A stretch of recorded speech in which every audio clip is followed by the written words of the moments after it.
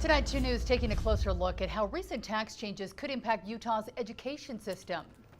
Yeah, the state expected to collect about $500 million less in income tax revenue in the next 2 years. That's because of the income tax cuts from Donald Trump's big, beautiful bill. 2 News' Leslie Duarte spoke to a reporter on what programs might be hurt the most.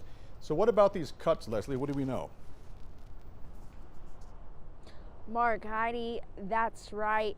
Lawmakers I spoke to say that every year it's a challenge to find room in the budget to fund programs and services. They say this year will be no different. Utah lawmaker and educator Kathleen Reby is looking ahead at next year's state budget. We are going into protection mode until we can pull some more levers to alleviate some of the shortcomings. This after Utah is expected to receive $500 million less in corporate and individual income tax revenue in 2026 and 2027 because the One Big Beautiful bill gave federal tax deductions to some Utah taxpayers. That's roughly $300 million in 2026. What concerns you the most about how this situation could impact public education in Utah?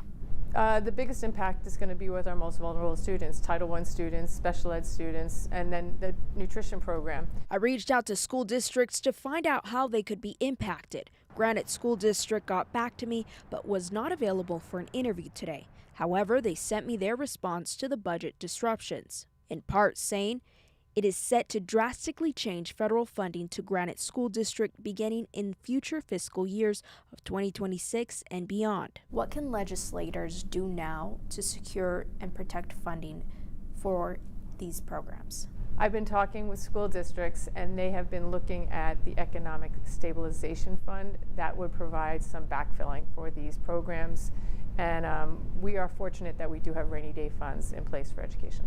There's approximately $350 million in the Educational Economic Stabilization Fund. Is right now the time to use that fund? You know, the hard part is we feel like it's raining every year, and we have to really be concerned about how much we can actually tap into that in case it gets worse. How do you think this will play out? It's going to be painful. It's going to be painful for our students, and it's going to be the most painful for our kids who have the highest needs.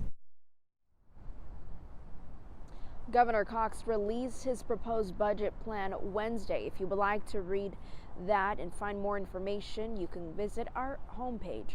Reporting live in Salt Lake City, Leslie Duarte, KUTV 2 News.